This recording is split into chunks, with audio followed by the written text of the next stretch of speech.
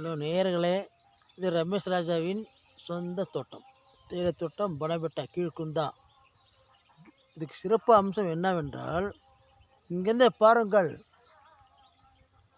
கிழக்கு அண்ணாமலை கோயில், மேற்கு இரியோடைய கோயில் மேல்குந்தா, வடக்கு தூணேரி ஒரு கோயில், பக்கத்தில் அமைந்திருக்கிறது கொட்டக்கண்டி முதியோர் இல்லம், தெற்கே காலத்தி அம்மன் கோயில். இப்படி ஒரு சிறப்பு அம்சம். அதற்கு வேண்டுதான் இன்று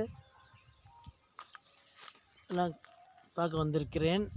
நீங்களும் பாருங்கள், எங்கள் ஊர் எப்படி இருக்கிறது. கீழ்குந்தா